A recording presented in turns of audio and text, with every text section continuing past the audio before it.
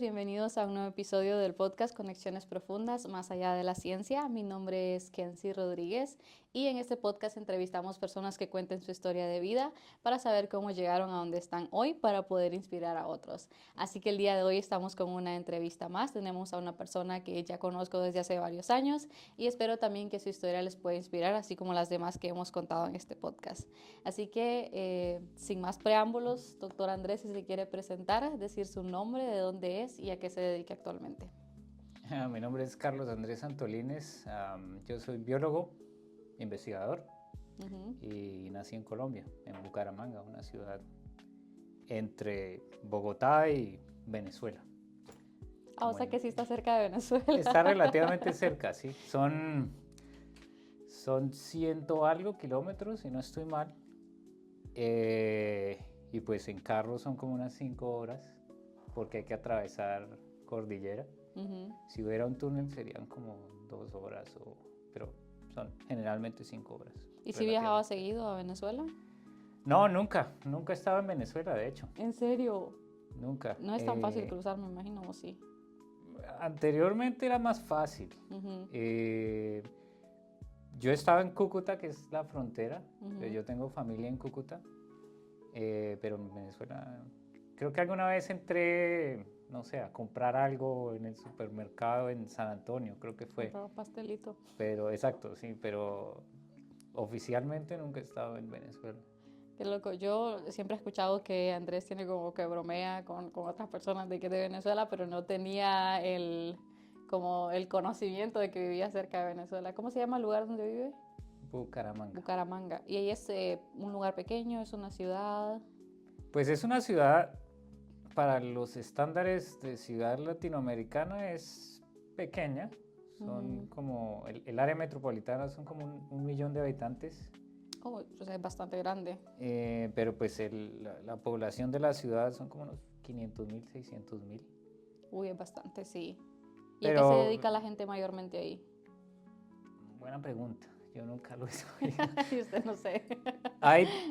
Hay zapatería, que es Ajá. como lo más famoso, la industria más famosa, la industria de la zapatería, pero hay bastantes empresas pequeñas que no son de pronto tan conocidas, pero pues digamos que hay un sector empresarial importante. También hay bastante agricultura, pues no en la ciudad, pero en el departamento de Santander, que es el departamento donde está la ciudad. Hay agricultura, pues hay café, hay aguacate, hay varios cultivos. ¿Y cómo fue entonces la vida de Andrés ahí en Bucaramanga? ¿Usted estaba más en el lado de la agricultura o estaba más en el lado como de sus papás trabajando como en empresas o a qué se dedicaban ellos? Sí, ninguna de las anteriores. Mis papás eran profesores, ellos eran profesores de colegio. Mi mamá era profesora de kinder y mi papá era profesor de sociales cuando ya se iba a retirar, él como que se especializó en ciencias sociales. Y pues esa fue mi vida, como verlos a ellos ir a dar clases. Pues yo lo que me acuerdo es que ellos tenían la jornada de la tarde, si no estoy mal, y pues yo los veía en la mañana y en la tarde pues ya no estaban. Y desde que yo estaba muy pequeño me dejaban a mí como con una señora amiga de la familia que me cuidaba. Pero eso es como lo primero que yo me acuerdo, ver que ellos se iban a trabajar. Y pues cuando ellos vivían, pues nosotros vivíamos en Bucaramanga ciudad, pero ellos trabajaban en una escuela que queda hacia las afueras de Bucaramanga. Entonces ellos tenían que ir esos eran otros tiempos, tenían que ir a agarrar un bus. La parada del bus estaba lejos de la casa y después de ese bus pues tenían yo creo que eran como unos 45 minutos de pronto en bus a ese tiempo. Y pues ya llegar a dar sus clases y después por la noche la misma rutina. Y de hecho me acuerdo mucho porque una vez, yo me acuerdo, yo tenía por ahí unos 3 años, no tenía más. Y yo sabía que ellos se iban a esa parada de bus, pero esa parada de bus quedaba muy lejos. Y yo me acuerdo que como la rutina era que ellos, antes de que se fueran, se despedían. Ajá. Como ya no vamos a trabajar. Entonces yo, bueno, chao. Y ese día, un día yo me quedé dormido. Ujú. Era mediodía y yo me había quedado dormido. Y me levanté y no estaban. Y dije, pero ¿cómo así? No se despidieron de mí. Ay, no. Y entonces me levanté y yo no sé qué le pasó a la señora que me estaba cuidando, pero yo me salí de la casa, me fui hasta la parada del bus Ajá. y yo creo que esa parada del bus era por lo menos 1 kilómetro de la casa. Y había que pasar calles, había que pasar unos matorrales ahí donde no había nada. Yo me acuerdo que llegué a la parada del bus, no había nadie y dije, ya se fueron, me volví a la casa.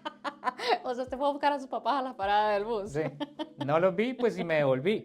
Y cuando estaba regresándome, una vecina que estaba regresando a la casa con una de sus hijas, me vio y me vio corriendo por ahí. Yo como que la saludé ahí, seguí. Y la señora ¿cómo le dicen ustedes cuando a uno cuando alguien es un soplón? Ah, como que le chismoseó a alguien, Nosotros le llegó el decimos como chisme. me sapearon. Ajá, me sapearon, sí. Entonces la señora me sapeó con mis papás y el regaño que me Fue vino fuerte. fue fuerte. Pero me da mucha risa que me lo imagino caminando. Yo diría, eso es un niño entre 3 y 60 años. O sea, ahí ya adulto responsable buscando a No, su de hecho papá. yo me fui corriendo. O sea, no era un niño caminando, era un niño El niño corriendo. corriendo. ¿Mm? Qué risa. Pero entonces, yo tengo entendido que en Colombia las clases empiezan súper temprano. O sea, he escuchado que a veces en Colombia las clases empiezan a las 6 de la mañana, qué sé yo. No sé si era el caso de sus papás. Si era así, les tocaba salir muy temprano, ¿no? Cuando yo era un niño, habían 2 jornadas. Ujú. Entonces uno iba o a la jornada de la mañana O la o a la jornada de jornada de la tarde. Ah, ok. Eso ha cambiado. Creo que la mayoría de los colegios ahora son jornadas únicas que llaman. Únicas, Entonces ujú. ellos entran desde por la mañana. Muchas veces, a veces almuerzan en el colegio y salen a las 3 de la tarde. De hecho, cuando yo estaba terminando el colegio, ya mis últimos años de colegio fueron jornada larga. Ujú. Entonces uno salía como a las 2 de la tarde, 3 de la tarde. Ah, sí, como que cambiaron al... Sí, igual creo que en mi país también. ¿Y usted tiene más hermanos o Tengo un hermano un hermano mayor? mayor. Ok. Y una de las cosas que a mí me gusta preguntar, y más siendo sus papás profesores, ¿ellos tenían alguna expectativa de ustedes como hijos? ¿Esperaban que ustedes estudiaran o que fueran algo en específico? Supongo que todos los papás tienen una expectativa.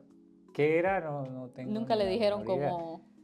No, yo creo que como cualquier papá, pues espera que su hijo le vaya bien, Ujú. independientemente no sé, que no coja malos pasos, será lo más importante, y que le vaya bien independientemente de lo que escoja, pero nunca nos presionaron por alguna carrera o nunca nos dijeron haga esto, haga lo otro. Hacer algo en específico. ¿Y usted se acuerda si quería hacer algo en específico de pequeño? Si quería como, si había algo que le llamaba la atención o no realmente. No, la verdad no, la verdad a mí no me llamaba la atención nada. A mí me llamaba la atención y me sigue llamando la atención ver televisión todo el día. Así Eso somos la es mayoría. lo único en lo que yo soy realmente bueno. Bueno, ni modo, así es. Y de hecho, sí, así es, pues yo no recuerdo tener como algo en específico que me gustara. O sea, por ejemplo, si jugaba fútbol era porque es como parte de, pero no era como que de pequeña yo pensaba que me gustaba algo parecido. Sí, no, yo nunca he tenido visión de futuro, la verdad. O sea, Las cosas han llegado. sí, siempre que, no sé, porque a veces es una pregunta de entrevista, como cómo Ajá. se ve usted en 5 años, en 10 años. Y yo siempre tengo problemas para responder eso Ahorita estoy porque en yo el presente, dice la usted. verdad no me veo como nada en 10 años o 5 años.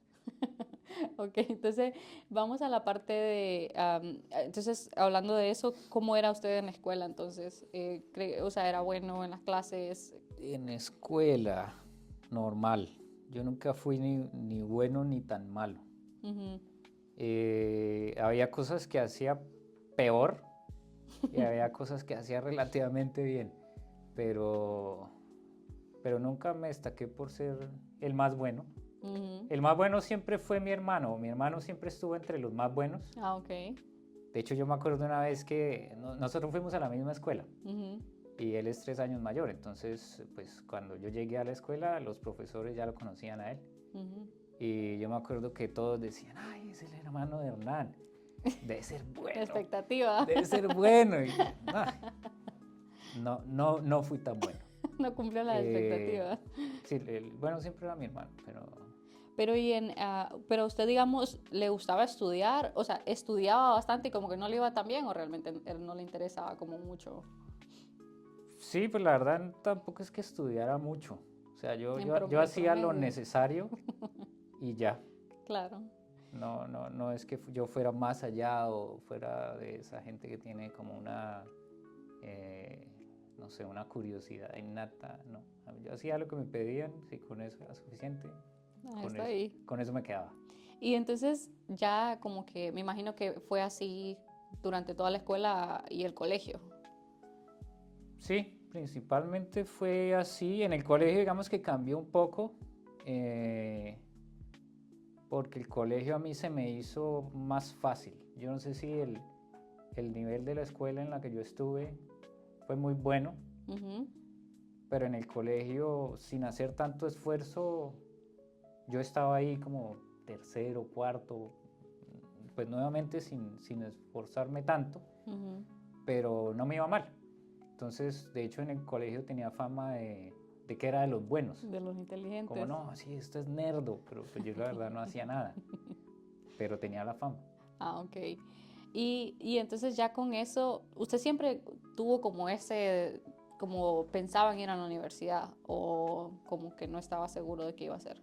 No estaba seguro, pues digamos que lo que uno aprende es cuando usted termina el colegio se va para la universidad. ¿Qué es lo que sigue? Ajá. Exacto, pero pues nuevamente yo nunca pensé como cuando estaba en el colegio qué voy a estudiar. De pronto ya en el último año de colegio, pero en realidad nunca me preocupé mucho por cuál. Pues yo sí veía por lo menos amigos que decían, no, yo quiero ser ingeniero civil. Quiero ser doctor. Sí, yo quiero ser informático. Pero yo como que no me veía en nada porque, de hecho, informático yo era súper malo para los computadores, que cuando eso eran los primeros computadores, esos grandes, de disquete, que se demoraban para aprender, para encender, y que uno tenía que prenderlos, o sea, que tenía que entrar por DOS a Windows, que ni siquiera apenas prendía el computador, entraba a Windows, sino uno que tenía que meter comandos, como cd punto no sé qué. Pero yo era malo para eso, sigo siendo malo para eso, no ha cambiado.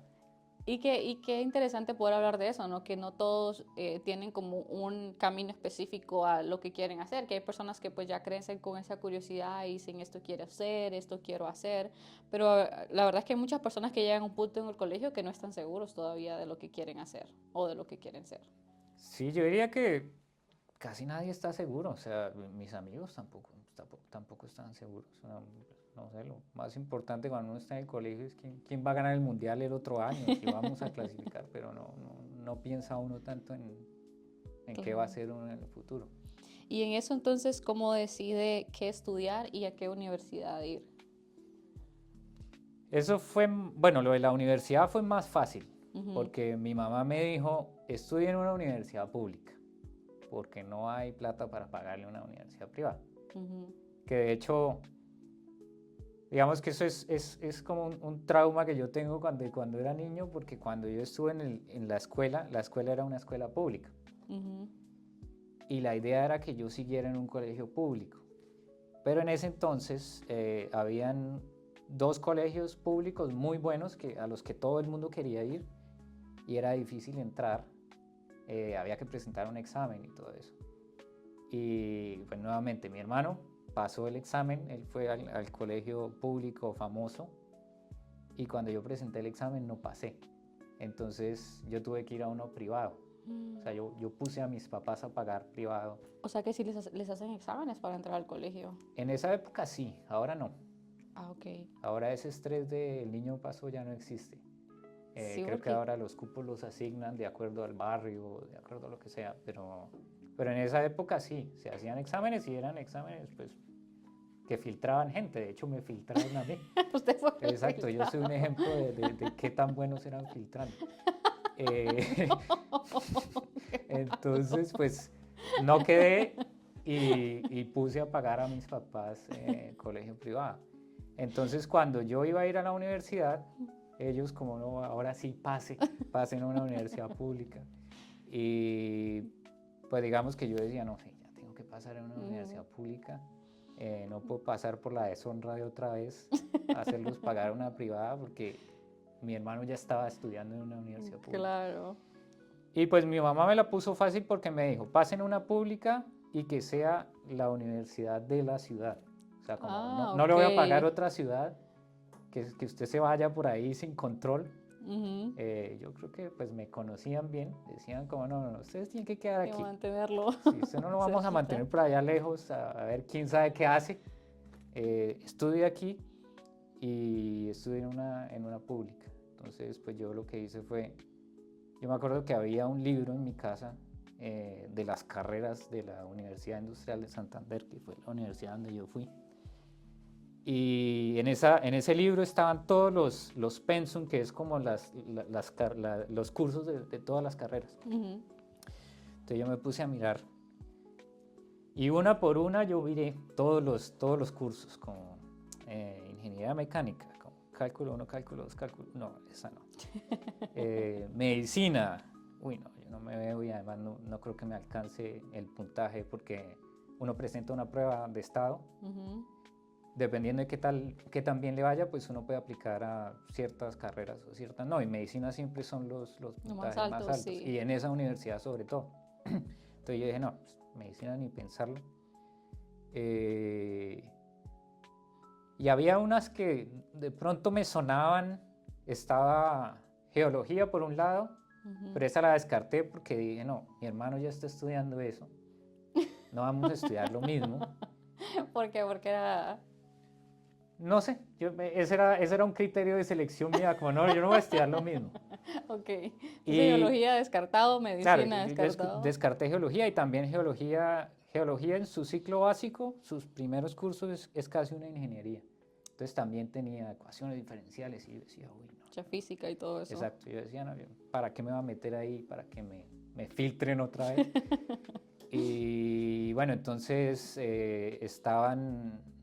había una opción que era bacteriología, no sé si esa carrera existe en Centroamérica, no. Aquí no existe de hecho, que es microbiología. Microbiología, ajá. Exacto, pero en Colombia se llama bacteriología y era como enfocada al análisis clínico, de hecho se llama bacteriología en análisis clínico. Ya el nombre cambió porque no hay convalidación fuera del país, entonces ahora se llama microbiología de análisis clínico, lo cambiaron. Sí. Pero en esa época se llamaba bacteriología de análisis clínico. Esa era una opción. Yo dije, bueno, en eso puede ser bueno, porque una cosa que sí me había pasado en el colegio era que de pronto yo la única clase que disfruté fue biología. No sé si era el profesor, era una profesora de hecho, pero esa era la clase que a mí no me estresaba. Yo decía, ahorita tenemos biología, bien. Y me iba bien.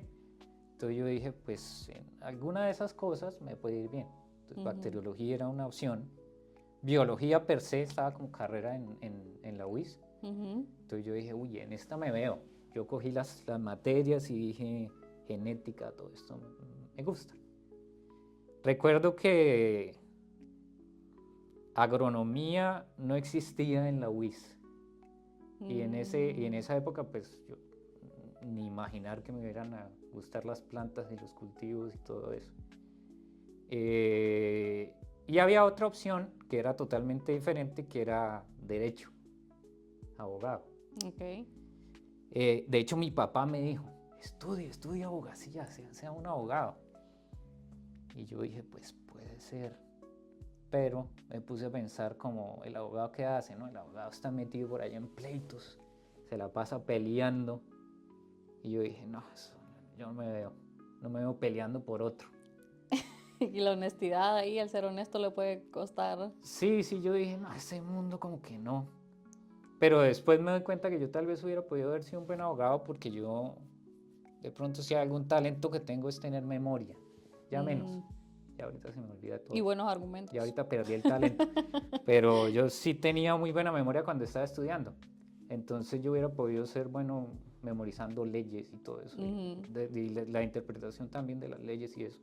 Claro. Entonces creo que hubiera sido tal vez bueno en el derecho que no es el derecho penal, sino el derecho que es como más el derecho laboral, empresarial, como haga esto, yo le recomiendo tal cosa. Ese tipo de abogado tal vez hubiera sido bueno, pero en ese momento yo no pensaba que eso existiera.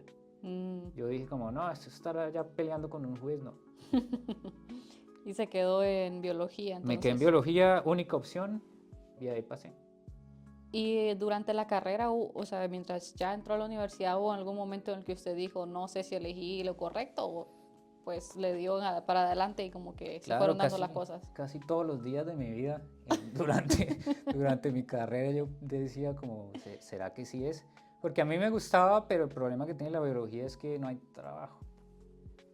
O al menos en los países de Latinoamérica. Aquí es diferente. Aquí las opciones son muchas más, pero yo me acuerdo que cuando yo me encontraba con compañeros del colegio, yo les decía como, no, yo estoy estudiando biología, y me decían, va a ser profesor de escuela. Yo a veces les decía, no, pues hay otras cosas que se pueden hacer, pero en realidad eso es casi que lo único que uno puede hacer, o profesor de escuela o profesor de universidad. Y los profesores de universidad, pues las plazas son pocas. Limitadas. De hecho, si quieres, después hablamos de la cuestión de las plazas en las universidades en Colombia, pero las opciones son muy reducidas. Entonces, ya estando, no sé, en la mitad, yo sí decía como, uy, cuando termine, ¿yo a dónde voy a ir? Y ahí fue cuando yo empecé a mirar como dentro de la biología líneas que fueran como las que más dieran trabajo. Yo decía como, esto de pronto puede tener salida, esto no, esto se ve muy básico, esto no. Y a mí me empezó a gustar las cosas que tenían como cosas clínicas detrás. Por lo menos la parasitología a mí me gustaba mucho cuando estaba yo en los primeros semestres. Y quise estudiar cosas con parasitología, pero pues no se dio. De hecho, yo cuando ya estaba como en los últimos, iba a empezar a hacer tesis, una de las opciones era trabajar con una enfermedad que es muy famosa y como muy endémica de por ahí, que es la enfermedad de Chagas. No, sí la he escuchado. ¿Qué la causa? No me acuerdo.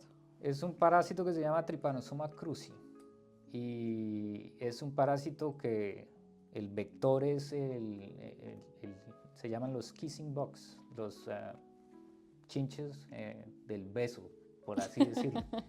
Y de hecho les dicen así porque esos chinches son hematófagos, ellos comen sangre y lo que hacen es que pican a la gente cuando está dormida. Y sobre todo la pican en esta área de la boca. Entonces cuando ellos pican a la gente, chupan la sangre y transmiten el parásito cuando ellos pues defecan una vez que comen sangre. Entonces defecan por aquí, uno se pasa las manos y se come el parásito.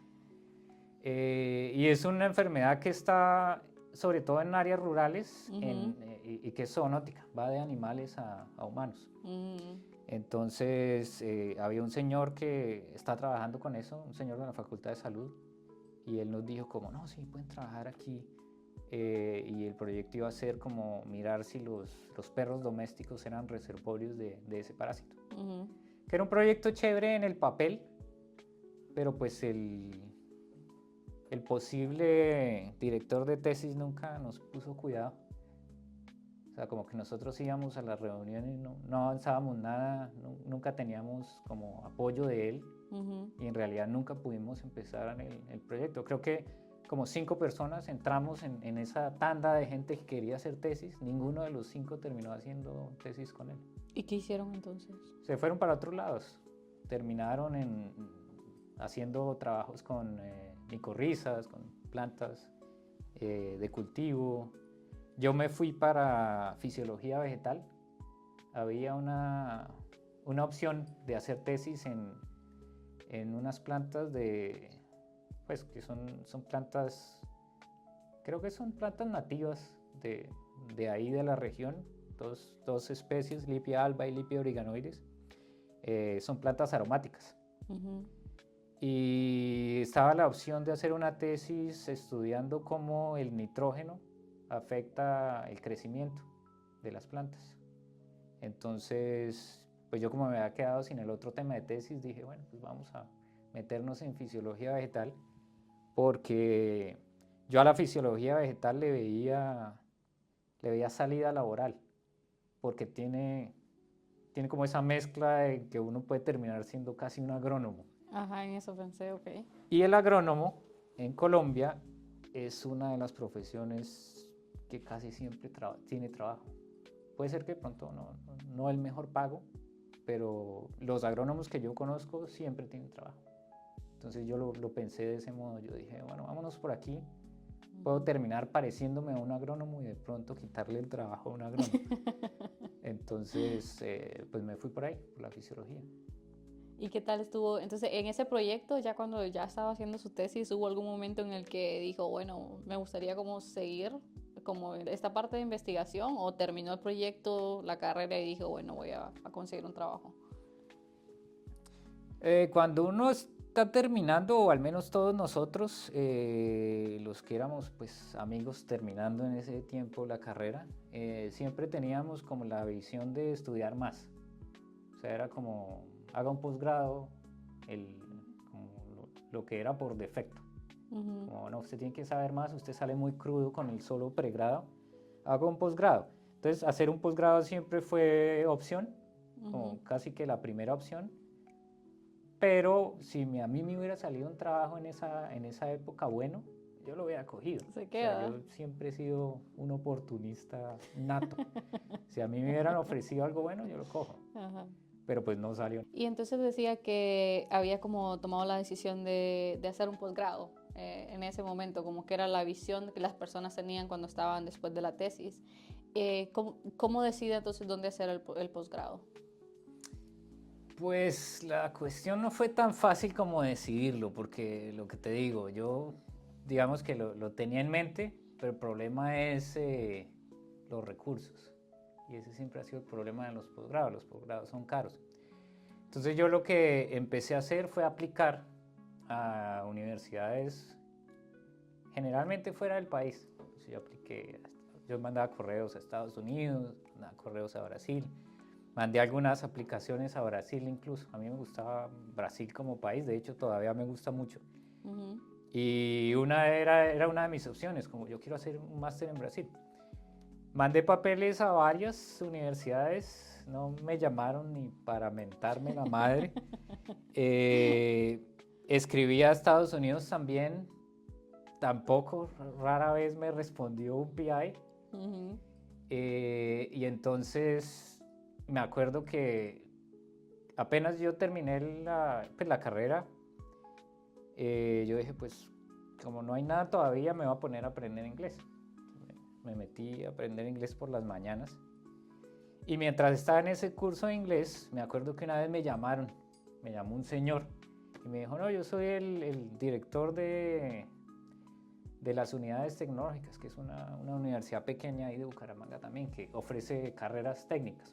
Ujú. Y me dijo, lo que pasa es que estamos buscando a alguien que dé microbiología, porque no hay nadie, se nos retiró un profesor. Entonces, y de hecho, yo no era la primera opción. La primera opción era una compañera de universidad, pero pues ella no podía y dijo, pues pregúntele a este. Y bueno, me llamaron y yo le dije, pues sí, yo la verdad no estoy haciendo nada. Yo me monto en ese bus y estuve en esa universidad dando clases como dos semestres, creo. Y mientras estuve ahí, empecé a aplicar a otros lados. Entonces, nuevamente, mande correos, nadie responde. Mande correos, nadie responde. Y como en ese periodo, mi mamá una vez llegó y me dijo, ¿por qué no hace una maestría aquí? Que yo nunca lo había considerado. Pero yo le dije, pero ¿con qué la pagamos? Y me dijo, pues si quiere yo le ayudo en el primer semestre. Y o sea, ella me dijo, de hecho, haga una maestría en la Universidad de los Andes, que es la universidad de las más caras del país. Ujú. Y ella me dijo, yo estaba ahorrando. Yo creo que ella en secreto vio que estaba ahí trabajando en esa universidad, pero pues eran unas clases de cátedra. O sea, yo no era profesor planta, no era nada oficial. Y yo creo que su miedo era como, si él empieza a trabajar ahorita, le va a coger como el gusto solo a la plata y su carrera va a parar ahí. O sea, porque ella me vio como conforme. Ajá. Lo que digo, los papás lo conocen a uno.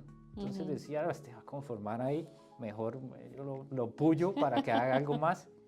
Y entonces me dijo, pues si quiere yo le pago el primer semestre y intente en los Andes. Entonces yo dije, pues bueno. Y le escribí a Silvia Restrepo, invitada previa de Conexiones Profundas. Y de hecho yo creo que ella fue la única persona que me respondió.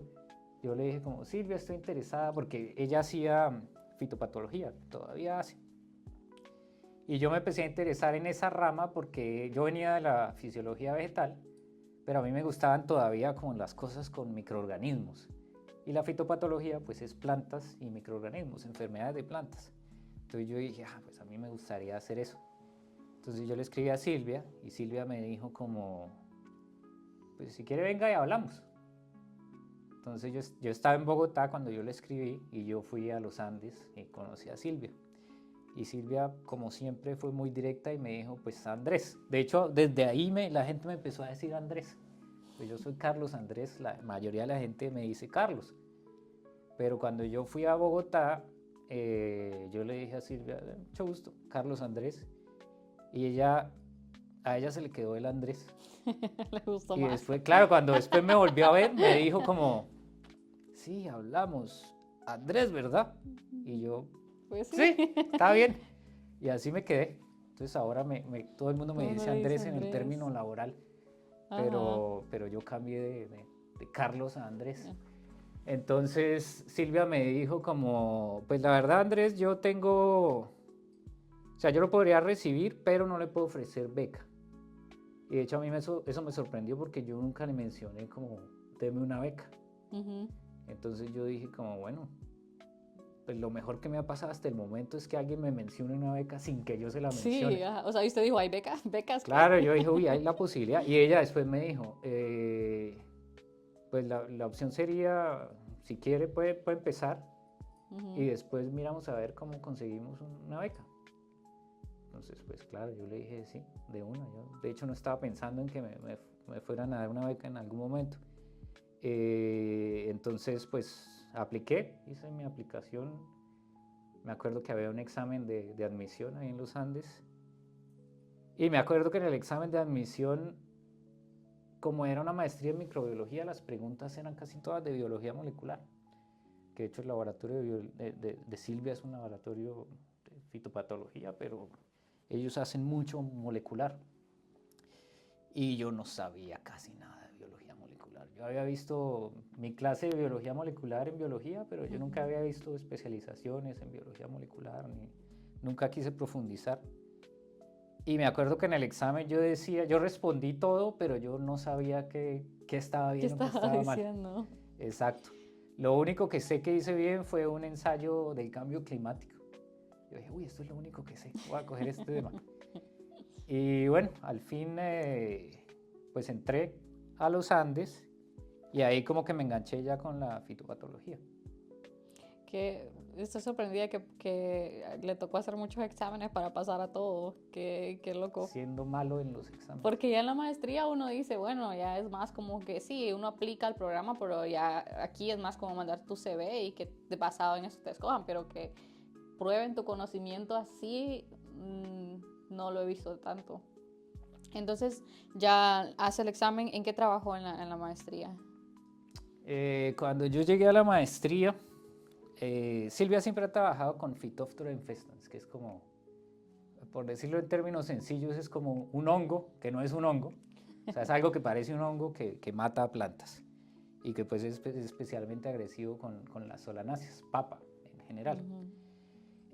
Silvia trabajaba con Phytophthora y ella me dijo, pues hay dos líneas Phytophthora en papa, y la otra línea que es Xanthomonas en yuca, pero esa línea es de otra profesora, Ariana Bernal.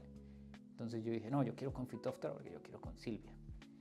Y cuando entré a lo de Phytophthora, una de las líneas era que había aparecido Phytophthora en una fruta que se llama la uchuva.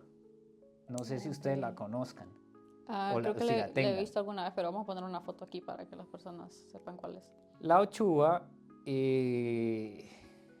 Phytophthora no está reportada en uchuva y apareció. El laboratorio de Silvia fue el que hizo el primer reporte de Phytophthora en uchuva, pero tuvo la particularidad de que después en el campo no se volvió a ver infección y en laboratorio era muy difícil volverla a hacer infectar. A reproducirla. Claro, entonces Silvia me dijo, pues podemos ver qué es lo que está pasando, por qué no es tan infectiva. Y pues yo dije que sí. Y fue un gran error porque ese proyecto fue muy difícil. Muy difícil. Yo me acuerdo que yo era el encargado de hacer como la parte de la planta, o sea, cómo respondía la planta al patógeno. Entonces yo tenía como una parte que era hacer microscopía de una vez que el patógeno llega, cómo se establece en la superficie de la planta, cómo entra, cómo infecta. Y la otra parte era como qué defensas activa. Entonces era una parte que tenía ya más biología molecular, bioquímica. Y me acuerdo que para la parte de biología molecular pues había que hacer PCR en tiempo real, que era para identificar qué genes se prendían o se apagaban cuando el patógeno estaba intentando infectar. La PCR es como un método de multiplicación de ADN para poder ver una muestra y en tiempo real pues podemos ver los valores específicos del ADN amplificado en una PCR. Exacto, sí. Entonces, el problema era que la uchuva no era una planta que esté muy bien estudiada. Entonces no había genoma de uchuva, no había casi nada anotado. Y para hacer primers para uchuva, para los genes que yo tenía como candidatos, yo creo que fue un año haciendo PCRs, viendo los geles en blanco. O sea, ya hacía las PCRs y no me salía, y así un año.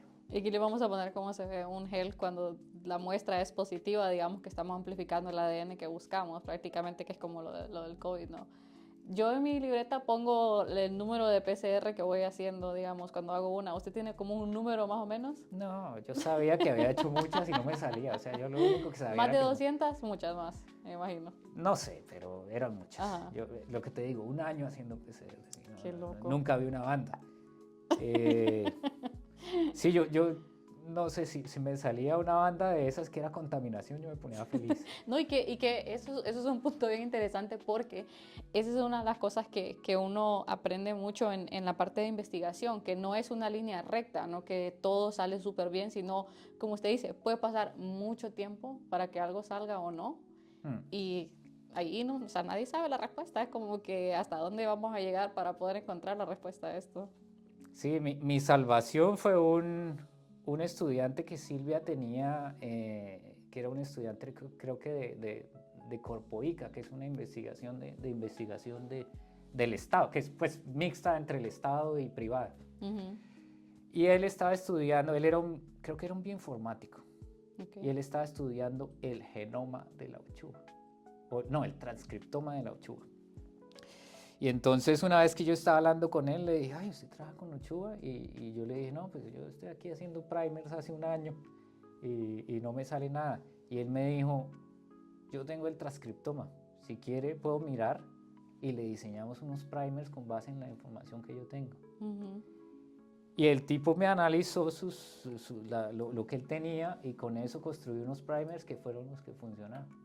El tipo me salvó mi maestría, donde quiera que esté. Un saludo. ¿Cómo se llama él? Félix. Saludo, Félix, gracias por salvar la maestría, Andrés.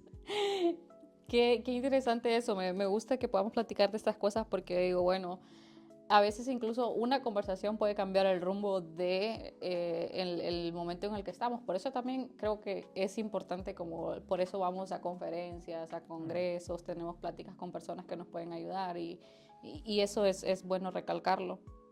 Y entonces, bueno, pasa la maestría.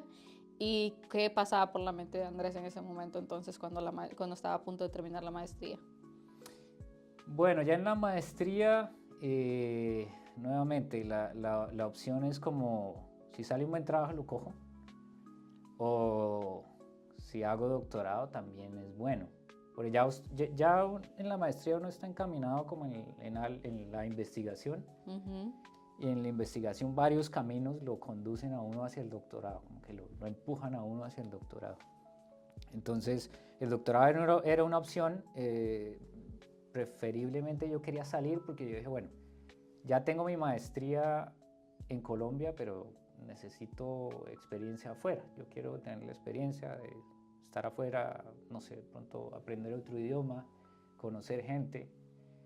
Y pues empecé a aplicar nuevamente y pues nuevamente me empezó a pasar lo mismo. Yo aplicaba, mandaba correos, nadie me respondía, nadie me tomaba en cuenta. Entonces, cuando eso pasó, pues yo empecé a trabajar en la universidad, en el laboratorio de Silvia, técnico de laboratorio. Y a mí ese trabajo, la verdad, me gustaba mucho. Cuando yo estuve en la maestría, a mí me gustó sobre todo el diagnóstico de enfermedades en plantas. Entonces, por lo menos a mí me gustaba que si mandaban muestras, yo miraba como el daño y decía, no, esto es alternaria, esto es tal cosa. Y era relativamente hábil, más o menos pegándole a algunas enfermedades. Entonces, el LANFO, ese laboratorio, tenía un servicio de diagnóstico. Entonces Silvia me dijo, pues haga los diagnósticos, si a usted le gusta eso. Entonces a veces llegaban muestras y el que las procesaba era yo, y digamos que el que hacía el diagnóstico como que ganaba por diagnóstico. Uno cobraba el diagnóstico y ahí iba sacando su sueldo. Okay. Entonces, este trabajo a mí me gustó bastante, y sobre todo que me permitió estar como en el ambiente de laboratorio donde yo tenía muchos amigos ahí en los Andes. Entonces fue una época que yo disfruté bastante. Pero pues era un trabajo temporal. O sea, esos trabajos de técnico es como mientras consigue, haga esto, pero consiga algo. Entonces pues yo pues estuve aplicando y eso, pero mi mamá se enfermó. Entonces yo tuve que volver a Bucaramanga. Y yo como que cuando mi mamá se enfermó, yo me desconecté de la ciencia. Como yo dije, bueno, paro aquí, voy a ponerme a mirar qué podemos hacer con mi mamá. Y estuve como seis meses fuera. Y ya después, pues mi mamá se enfermó de una cosa muy complicada. Ella terminó falleciendo después. Entonces, yo después de que ella falleció, yo dije como, bueno, ¿y ahora qué hago? Y Silvia me volvió a llamar. Silvia me dijo como, Andrés, véngase y trabaja conmigo otra vez. Entonces, yo me fui a trabajar, trabajé una temporada con Silvia y mientras tanto estaba aplicando. Y cuando empecé esa segunda temporada, pues yo apliqué unas becas que son las becas de Colciencia, se llaman. Ahora Colciencia se volvió el Ministerio de Ciencia y Tecnología. Cuando eso era una entidad del gobierno que pues ofrecía financiación y ofrecía programas de becas y eso. Entonces había un programa de becas en el exterior, había un programa de becas nacionales y uno de becas en el exterior. Yo apliqué al de becas en el exterior y en ese programa había un convenio con Fulbright. Entonces yo apliqué al convenio Colciencias Fulbright. Y bueno, nuevamente como el proceso de mande papeles, aplique, una entrevista. Y en esa entrevista yo me acuerdo que como yo tenía la opción Fulbright, la entrevista era en inglés. Y yo la verdad incluso a día de hoy yo digo que todavía no hablo inglés, pero en esa entrevista yo no sé cómo hice, pero yo hablé inglés. Y me fue bien. Fue una de las pocas entrevistas en mi vida que yo digo como, uy, ¿cómo me fue bien? Y yo vi que a los jurados les gustó. Los jurados eran 3 tipos en corbata, se veían importantes. Y yo veía que a los jurados les gustó. Ah, Y mi impresión fue correcta porque cuando salieron las listas yo quedé en el programa Conciencias Fulbright. Entonces, la Fulbright me permitía aplicar a los Estados Unidos, pues a cualquier universidad que yo quisiera. Pero, el pero fue que mi novia en ese tiempo, que hoy es mi esposa, se fue para Alemania. Entonces yo dije como, uy, no, Estados Unidos está ya como que muy lejos de Alemania. ¿Por qué no me voy a Europa? Entonces empecé porque esa beca tenía la parte Fulbright, pero si uno decía como, bueno, no quiero coger la parte Fulbright, me quedo con la parte solo de Colciencias, igual no pasaba nada. Okay. Se podía, o sea, yo me podía ir a Europa, África, Australia, donde fuera. Entonces yo dije, pues vamos a dejar de usar la opción Fulbright y miremos en Europa. Y empecé a mirar laboratorios, ahí sí escribí y algunos me respondieron. Había una opción de ir a Londres, que me gustaba, era una opción de trabajar con mosca blanca y yuca.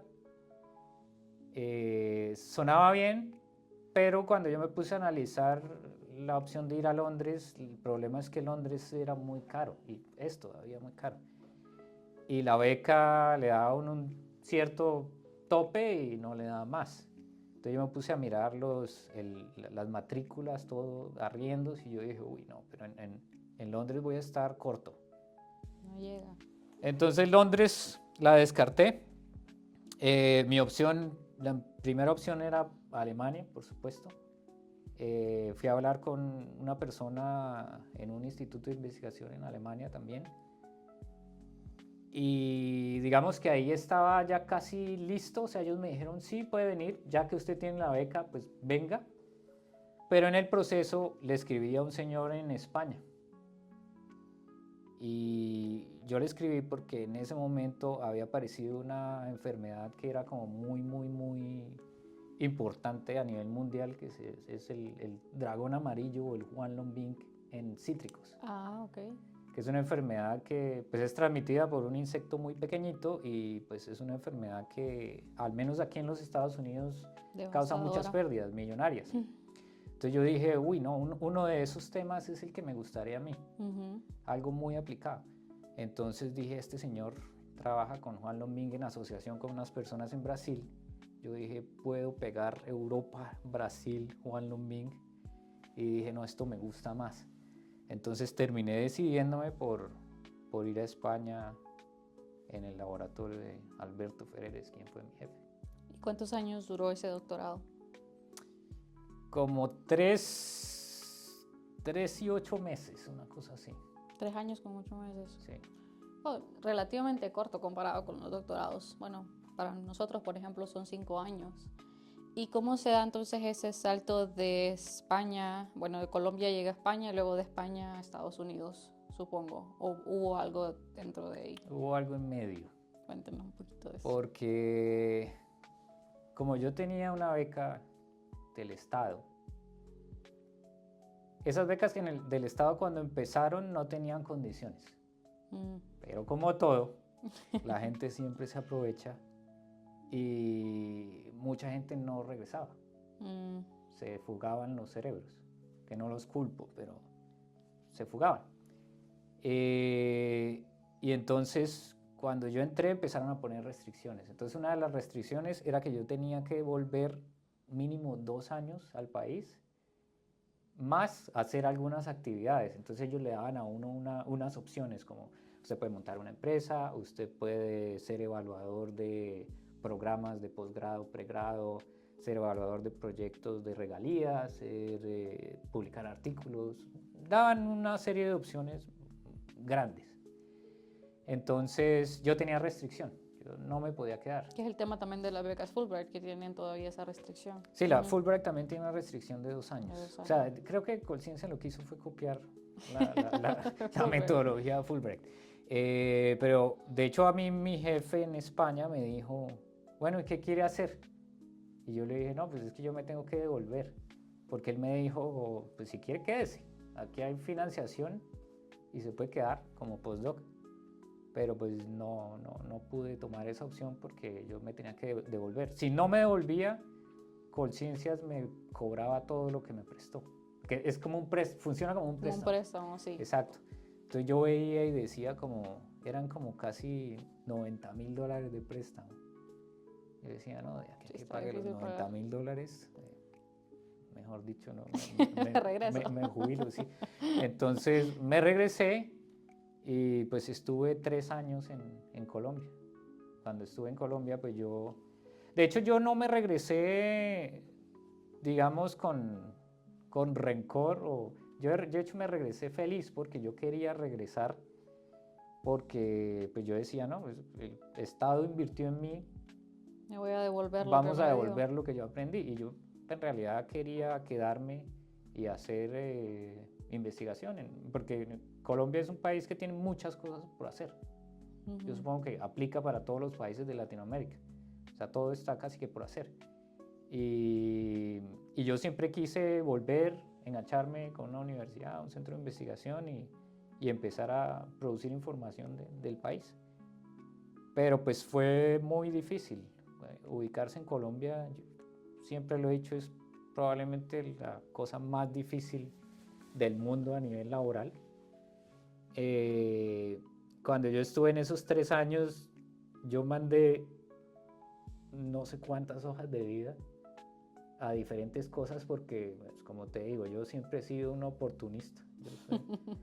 De hecho, nosotros con un amigo decíamos que los biólogos somos mercenarios. Los biólogos hacemos lo que caiga, donde salga trabajo, pues ahí estamos. Si hay que viajar, pues viajamos. Si hay que irse Se van a meter a unas montañas ahí sin señal ni nada. Exacto. Y pues yo no siendo un biólogo de campo, que yo he sido más un tipo de laboratorio, pero igual mercenario, igual. Y claro, salían opciones para empresas, mandaba mi hoja de vida, en algunas me llamaban a siquiera la entrevista, en la entrevista no quedaba. Había otras que yo decía como, esta está por debajo, pero voy a mandar la hoja de vida para ver si seguro quedo. Y en esas nunca me llamaron, nunca me llamaron. Recuerdo una que era de profesor cátedra, o sea, profesor por horas, ni siquiera era como una posición fija, una plaza. nada. Y era en un programa a distancia. Me acuerdo que era para enseñar biología en cursos básicos de una carrera que se llama Regencia en Farmacia, que son la gente de las farmacias, los que despachan medicamentos.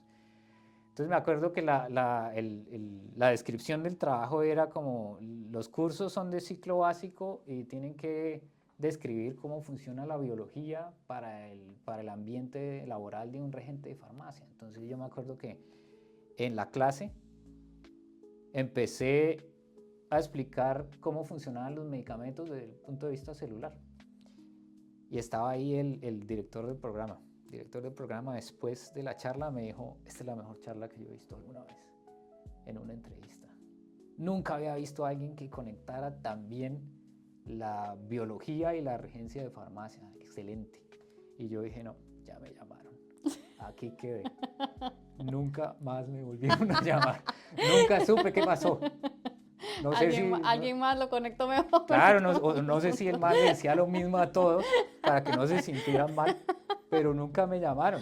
No. O sea, vuelve el karma de que no me llamaban ni para mentarme la madre. Y entonces no lo llamaron. ¿Y qué entonces dice? Como que ya de tantas opciones, ¿cómo sucede entonces el salir de Colombia? Pues en una de esas hubo una universidad en la que sí me llamaron. Entonces yo empecé a dar clases en una universidad, que es una universidad privada, con un campus de hecho muy bonito, como en las ahí en Bucaramanga, como en la parte alta. Entonces Ujú. uno tiene la vista como de las montañas y de la ciudad. Campus precioso. Y estuve trabajando ahí, pero pues el problema ahí era que la posición era muy inestable. O sea, a mí me pagaban 4 meses y con los 4 meses de vacaciones ellos me decían, listo, ahora vienen sus vacaciones. Pero mis vacaciones era no tener salario. O sea, era estar desempleado. Mis vacaciones era quedarme sin trabajo. Híjole. Entonces yo, en mitad de año, me Ujú. quedaba sin trabajo. Y en diciembre, otra vez me Otra vez quedaba sin sin trabajo. trabajo. Wow. Entonces, el sueldo no era muy bueno. Y fuera de eso, me tocaba con ese sueldo que no era muy bueno, ahorrar esos 4 meses que yo trabajaba y Para arreglármelas mantenerse. como pueda los 2 meses que no estaba trabajando, 2 meses, 3 meses.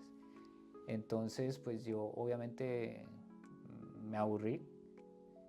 Y yo siempre fui tanto en cosas de entretenimiento, o sea, yo soy un tipo que navega cosas. Entonces yo no sé, yo me siento en el sofá y cojo el control del televisor y voy cambiando y donde vaya cayendo algo que vea que me guste, me quedo. Y así hago con internet y así buscaba trabajo. Entonces yo como que iba saltando de páginas en diferentes lados con ofertas laborales. Y una vez me metí a la página de la Asociación Americana de Entomología, el ISA. ¿Sí es ISA que se llama? Sí. Bueno, eso.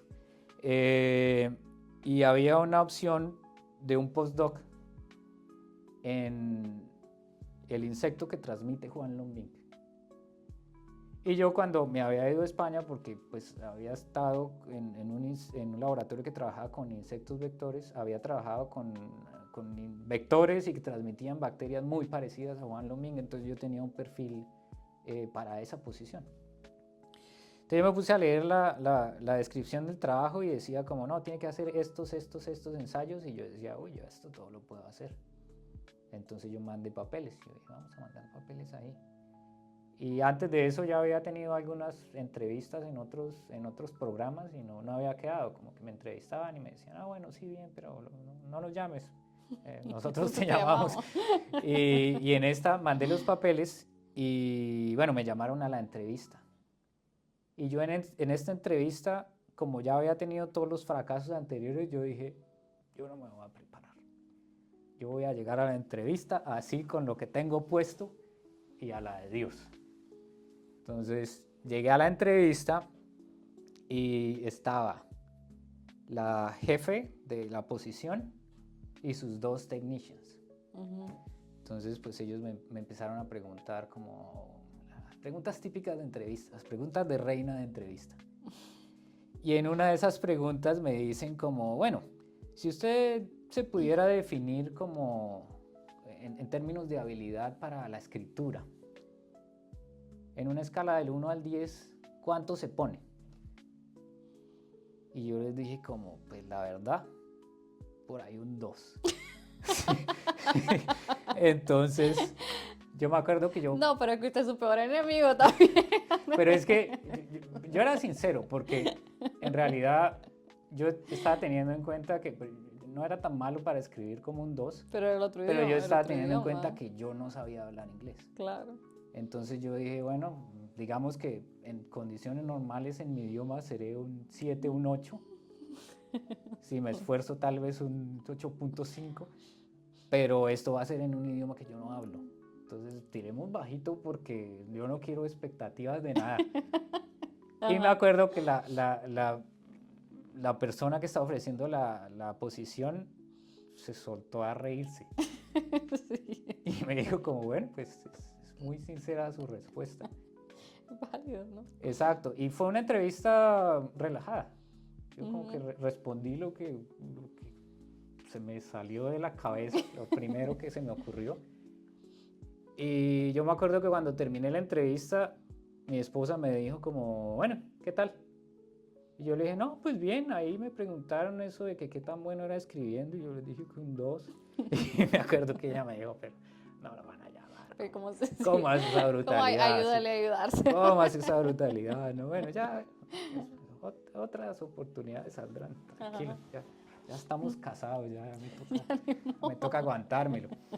Y al otro día recibí el correo como, le ofrecemos la posición. Entonces yo dije como, uy. Bueno. Y claro, pues yo estaba aburrido en la universidad donde estaba, yo dije, claro, de una. Y de hecho, la posición era por un año y una vez que yo dije que sí, me dijeron como, le podemos ofrecer 2 años. Perfecto. Mejor. ¿Y dónde era la posición? Universidad de California, Riverside. Ok. ¿Y ahí su esposa también se vino con usted? No, eso es otra historia Ok. larga. Cuando salió esa oportunidad, en ese momento justo a mi esposa le había salido un trabajo en Bogotá, que era un trabajo más estable. Ujú. Entonces ella empezó en esa posición en Bogotá y yo lo que dije fue, hagamos una cosa, yo no sé si en Estados Unidos me vaya a ir bien. O sea, seamos realistas, yo no hablo bien inglés. Como que yo estaba confiado de lo que yo sabía, pero pues yo decía, esto es un cara y sellazo, es un disparo al aire. Entonces no nos vamos a arriesgar los dos. Entonces yo le dije, voy a ir a probar suerte. Usted se tira por el precipicio y Exacto. que tenga la cuerda, como Quédese dicen. aquí con este trabajo, asegúrelo. Y si a mí me va como los perros en misa, pues me toca devolverme y usted me ayuda. Si me va bien, pues la pido. Cuando eso se podía pedir a alguien, supongo, ahora ni pensarlo.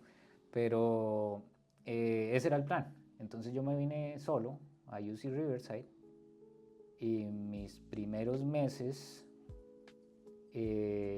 apenas yo empecé a trabajar, empezó el COVID. Y eso fue una cosa muy estresante porque yo no estaba acostumbrado al país, no conocía a nadie y me coge el estrés del COVID, como estamos cerrando todo, estamos cerrando aeropuertos, no sabemos cuándo vamos a volver a abrir. Y a mí me entró el pánico, yo dije, no, ¿qué tal que hagan lockdown en todos los países? Me quedé atrapado aquí quién sabe por cuánto tiempo. Yo me acuerdo que yo miraba el mapa y decía, de aquí de California yo me bajo a Tijuana, después paso, Panamá de pronto va a costar trabajo, pero a veces se puede. Yo dije, pues cualquier cosa me voy a pie. Cualquier cosa me subo a un caballo y... Claro, y además que lo del COVID fue muy progresivo porque al principio todos como que se burlaban, como, es No una es enfermedad de nada. los chinos por allá, eso, Cuarentena no no pasa significa nada, 40 sí, días, eso son no pasa nada. 15. Después, como que empezó a haber problemas en otros países, ya lo estaban empezando a tomar en serio y me acuerdo que mis amigos en España me dijeron, Andrés, esto está feo, hay hospitales colapsados. Entonces yo ahí ya me empecé a poner nervioso y yo dije, no quiero que me agarre aquí una de estas epidemias o que me vaya a quedar enfermo en Estados Unidos. Y yo dije, empecé a pensar en devolverme. Y yo me acuerdo que yo le alcancé a decir a mi jefa, yo estoy pensando en devolverme. Y mi jefa me dijo como, bueno, yo lo entiendo, miremos a ver cómo podemos hacer, miremos a ver si... Porque ahorita parece que van a mandar a todos a trabajar desde la casa. Entonces, en realidad no es tan importante que usted esté aquí. Entonces, miremos a ver si usted de pronto puede volver un momento y después trae a su esposa y listo. Entonces ese era el plan. Pero recuerdo que cuando eso empezaron a cerrar los aeropuertos de varios países, como que al día siguiente, y mi hermano me llamó y me dijo, el presidente acaba de decir que hasta el domingo están abiertos los aeropuertos. Y yo me acuerdo que yo dije, uy, cómpreme un pasaje que yo me voy. Y yo me metí en el último, creo que fue el último vuelo Los Ángeles-Bogotá de Avianca en esa época. O sea, sí se fue. Claro, yo me acuerdo que yo cogí el teléfono, le dije a mi jefe, jefe, lo siento, pero me voy. Y me fui. Y yo me fui y yo dije como, listo, perdí esta oportunidad. Pero yo dije, no, yo no quiero quedarme a ver qué puede pasar. Y yo dije, no, pues mi esposa allá, yo dije, no, mejor es volver, vamos a arriesgarnos a perderlo todo. Y cuando volví, yo asumí que ya renuncié. Y después me contactó mi jefe como, bueno, Andrés, ¿cómo está todo? ¿Y qué vamos a hacer como para seguir? Y yo como, ay, ¿puedo seguir? Y sí, entonces estuve trabajando online. Me habían, o sea, pues como yo había dicho, no, yo quiero regresar, me habían congelado el sueldo y me empezaron a volver a pagar. O sea, desde aquí me consignaban y yo estando en Colombia. Entonces fue una de las pocas temporadas en mi vida en las que sentí que ganaba lo suficiente, porque me pagaban en dólares y gastaba en pesos. Y de hecho, como el cierre en Colombia fue tan largo, creo que fueron como 6 meses en que no hubo vuelos a Estados Unidos, pues yo me quedé 6 meses en Colombia. O sea, 6 meses de mi postdoc fueron en Colombia. Lo cual no me sirvió mucho porque como yo no hablaba tan bien inglés, estando en Colombia menos No lo iba a aprender. practicar, sí. Exacto, entonces eso pues yo considero que en cierta forma me perjudicó. Y después cuando volví a Riverside, cuando ya pude volver a entrar al país, yo creo que hablaba peor inglés que la primera vez que llegué.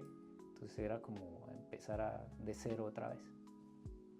Y entonces, después de ese postdoctorado, ¿qué pasa? ¿Qué sigue después de eso? ¿Sintió usted que quería como seguir estando aquí? ¿Como si sintió que valió la pena estar en Estados Unidos? ¿O? Sí, yo después de lo de COVID ya, pues cuando volví con mi esposa, yo dije ya como, no, ni por el chiras me voy a devolver. Ya aquí con las botas puestas.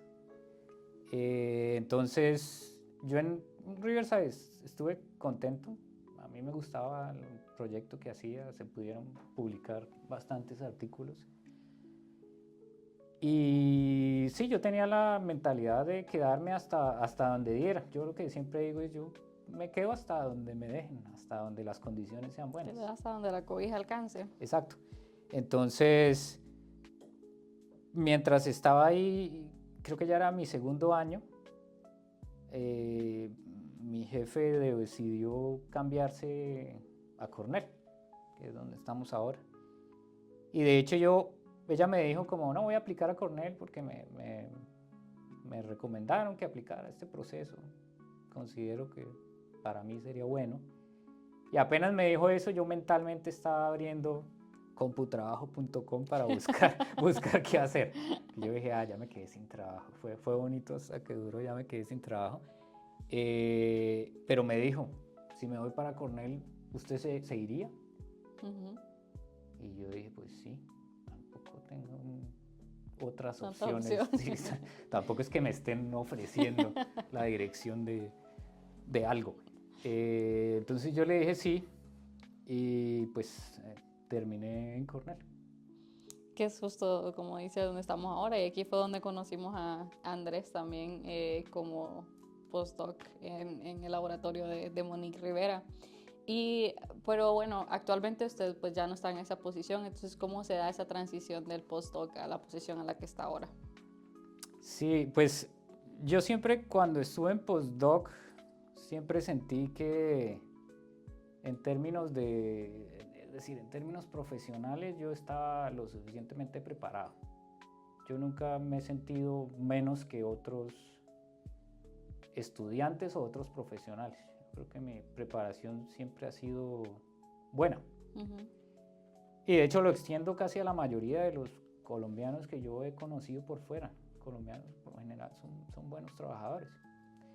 Pero el problema que yo siempre vi era el inglés. Entonces yo decía como, sí, a mí déjenme en un laboratorio, suéltenme cualquier cosa y yo lo hago.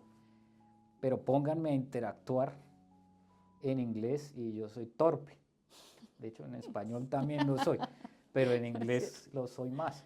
Entonces yo decía, y sobre todo en esta área, porque esta área en la que yo estoy es una área en la que se hacen cosas muy aplicadas, se hace investigación aplicada en cultivos. Claro. Entonces hay que estar hablando con la gente que produce esos cultivos, hay que, digamos que, tener ciertas habilidades sociales que yo decía como no me dan. Entonces estuve en el postdoc siempre como evitando salir por eso, y ya cuando me sentí mejor, dije como ya puedo tener una conversación, dije bueno, ya es momento de aplicar, ya es momento de probar suerte. Y recuerdo que mandé 2 aplicaciones al mismo tiempo. Uno era para una posición en Texas A&M University, en TAMU, y la otra era para una estación satélite de Cornell en un área que se llama el Hudson Valley, que es como a 1 hora y media de la ciudad de Nueva York. Cornell Campus está en el centro de Nueva York casi, y esa es una estación que está a 3 horas del campus. Claro, nosotros estamos a 4 horas de la ciudad de Nueva York. Entonces, yo recuerdo que yo a esta posición del Hudson Valley, yo dije, yo no voy a mandar mi hoja de vida ahí porque yo vi Hudson Valley, yo ni siquiera sabía qué era eso. Yo miré en un mapa y vi que no había nada cerca. Y dije, no, ese es un moridero de esos de Estados Unidos clásicos, moridero gringo, no me quiero ir para allá. Pero después empecé a pensarlo y dije como, bueno, pero de pronto es una buena opción empezar en una estación satélite, algo pequeño, puede ser.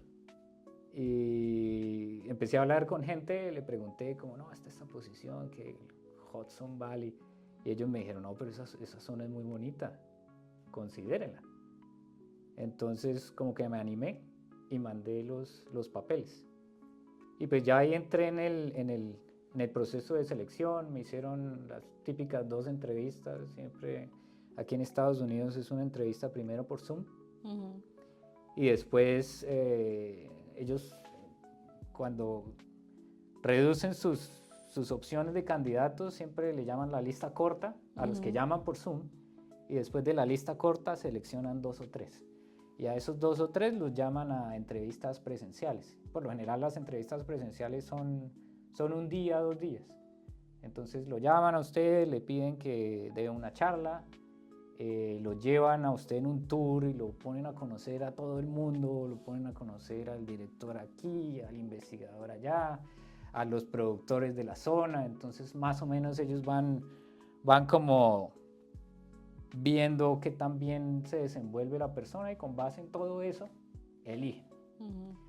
Entonces después de todo ese proceso me dijeron, bueno, lo queremos contratar, le ofrecemos la posición.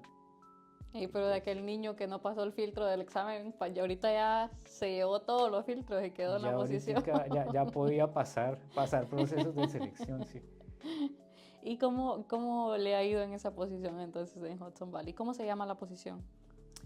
Mi título es Senior Research Associate, como investigador asociado senior.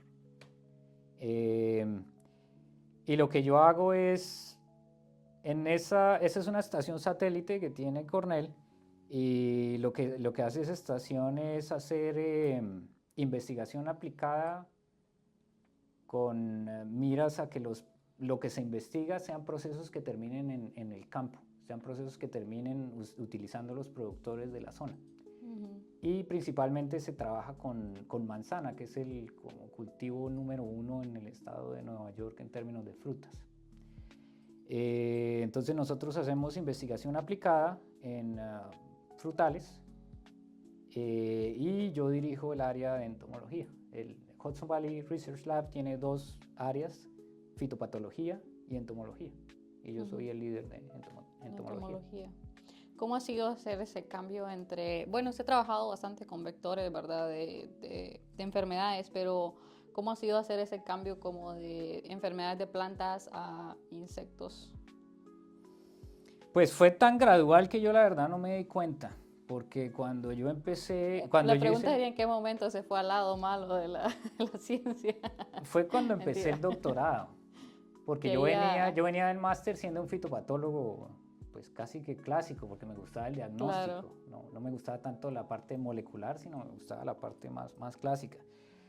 Y cuando empecé en el doctorado, yo dije, no, yo quiero trabajar con, de pronto, insectos también.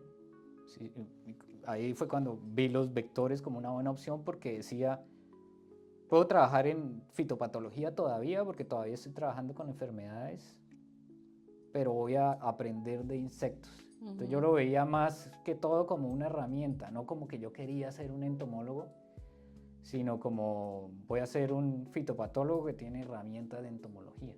Entonces en el futuro, en un trabajo, puedo tener esas dos opciones. Ahí fue cuando empecé a hacer el cambio. Y cuando llegué al doctorado, pues el jefe me dijo como, no, usted aquí no va a hacer fitopatología, aquí somos entomólogos, aquí estudiamos el comportamiento de los vectores. Entonces, pues empecé a hacer más cosas con el vector que con la planta. Y ya pues estando aquí, mis pues, trabajos postdoctorales fueron en insectos que eran vectores, pero yo trabajaba más como en comportamiento, cuánto vuelan, qué tanto dispersan, qué comen, qué prefieren. O sea, yo siempre he dicho que el área mía es como espiar insectos. Usted básicamente, no sé, pone una jaula y se sienta a mirar qué hacen. A ver cómo se comportan. Exacto. Entonces, con base en eso, pues usted dice, este insecto se mete por las noches aquí. Entonces, si yo le pongo algo aquí, pues lo puedo matar. O este insecto se va para tal lado, no sé, lo atrae la luz. Entonces, si yo le coloco una luz y una trampa, tal vez lo pueda matar así. Ese es básicamente el trabajo que nosotros hacemos, mirar las preferencias de los insectos y mirar cómo manipulando esos comportamientos que tienen, uno puede hacer control. Eso es principalmente lo que hacemos. Interesante. Creo que como escuchando su historia también me parece curioso porque usted dijo como, no, pues yo la verdad nunca sé qué quiero hacer después.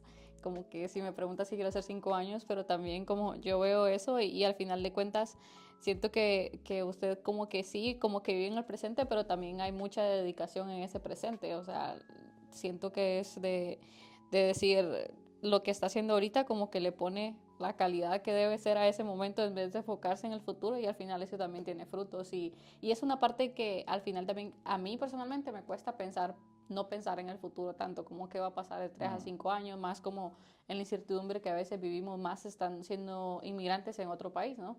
Pero siento que como que usted ha controlado esa parte y dice, ok, ahorita me voy a enfocar en lo que tengo aquí, lo hago y luego veremos. Y parece ser que le ha funcionado. Por el momento ha funcionado. Sí, yo creo que lo que pasa es que yo también tengo mucha sangre fría. Y no sé si algo de irresponsabilidad en cierta forma. O sea, porque yo digo como, bueno, lo que puedo hacer por ahora es esto. Lo demás ya miraré a ver cómo me las arreglo. Pero pues no sé, es como lo que tú mencionabas de los problemas con las leyes migratorias ahora. Eso es lo que yo pienso. Yo por ahora lo que puedo hacer es esto y miraremos a ver cómo resolvemos, pero pues no puede uno vivir pensando en que si me pasa esto o aquello, porque pues en realidad no se desenvuelve bien en el presente.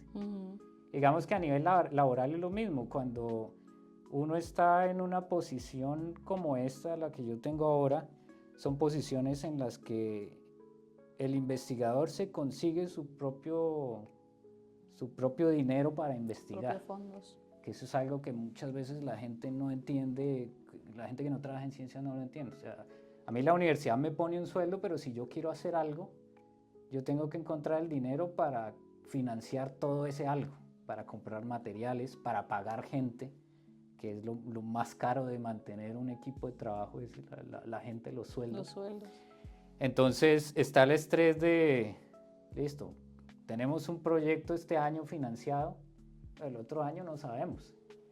Entonces si uno vive en el miedo constante de la incertidumbre de que el otro año no sabemos, pues yo creo que va a vivir muy poco, porque es una situación muy estresante. Entonces pues lo único que uno puede es esforzarse en, bueno, tenemos financiación para este año, vamos a hacer esto y esto, ya el otro año miraremos a ver.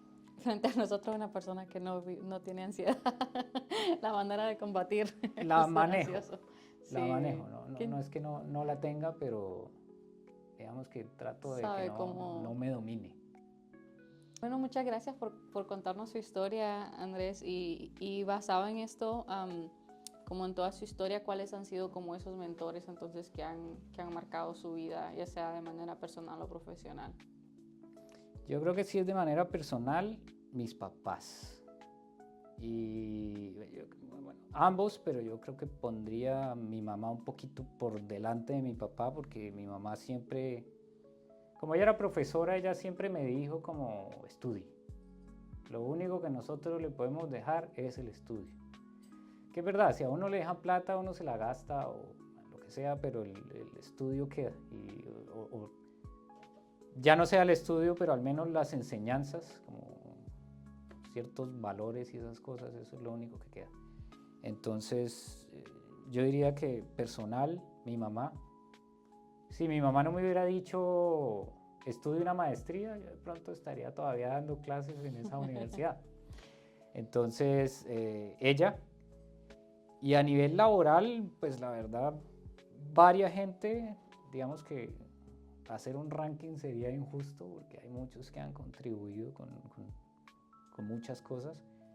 Pero digamos que por tiempo, lo que llaman aquí por timing, yo creo que Silvia fue muy importante porque Silvia me ayudó cuando yo era un estudiante de maestría, cuando tuve todos los problemas con mi mamá y demás cosas.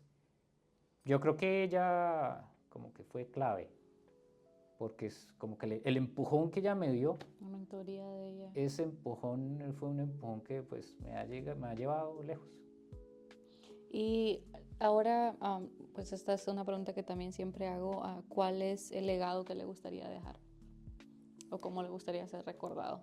Legado, nuevamente, pregunta de reina. Bueno, pero para que sepan, Andrés es una persona que escucha mucho el podcast, entonces estas preguntas no le vienen de sorpresa. No me viene de sorpresa, pero sí, yo soy el fan número 1 de este podcast. La verdad Soy es que, el bueno, primer fan. esta es una cosa que les quiero contar, es que varias veces Andrés como que preguntaba que ¿cuándo sale un episodio del podcast?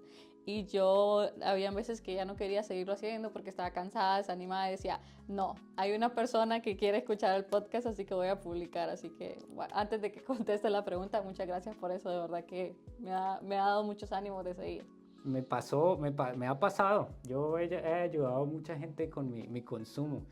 Yo, había un señor que tenía puesto empanadas en la puerta de la universidad y como que yo era el único que le compraba. Cuando yo me gradué, el señor cerró el puesto. Ay, no, usted era el Sí, único que le... yo le pagué la carrera a los hijos. Yo era los así me y yo pasa a llevaba mí. amigos. Yo llevaba amigos y el tipo me tenía un puesto especial. El tipo me Wow. recibía y ¿cómo ha estado? Pero sí, yo creo que yo mantuve al señor mucho tiempo comiendo empanadas ahí.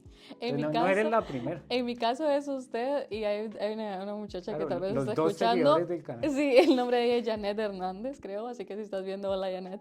Como Ella que comenta más que yo. sí, Yo no ella, comento tanto. sí, Pero ella siempre yo doy comenta y está visualizaciones. escuchando, así que ustedes dos son las personas que digo yo, bueno, hay personas allá afuera. No, Leo también siempre está pendiente, la verdad. Hay varias personas, pero ustedes dos son como que las personas que digo, bueno, sí, ahí están pendientes, entonces, bueno, continuemos. Legado. ¿Cuál es el legado que le gustaría dejar? Yo creo que más que legado, a mí siempre me gusta, de hecho me ha pasado en los lugares que he estado, yo siempre he dejado amigos en todos lados y siempre me ha gustado como que a veces ellos me dicen como, no, cuando usted estaba aquí era chévere, la pasamos bien. A mí más que legado me gusta eso, como que esa sensación de que en el lugar donde uno ha estado han habido buenos momentos. Ya legado laboral, cuántas publicaciones, pues la verdad a mí eso no me importa mucho, qué reconocimiento tenga uno, pues eso no es tan importante. Si hay reconocimiento, bien, pero pues si no, también. Claro. Es decir, la vida es más que lo laboral. Claro. Y entonces, bueno, muchísimas gracias por su tiempo, Andrés. Ha sido una entrevista que la he disfrutado mucho, me he reído bastante, más porque dice algo chistoso y se queda súper serio y es como de la nada salen ahí los chistes. Muchas gracias por también escuchar el podcast, por siempre estar pendiente. Y no sé si hay algo que le quisiera decir a las personas que nos están escuchando. Y la verdad no. Sí, no tengo nada que decir. Bueno, espero que igual ya todo lo que tenía que decir se dijo en 1 hora y media del podcast. Sí, espero.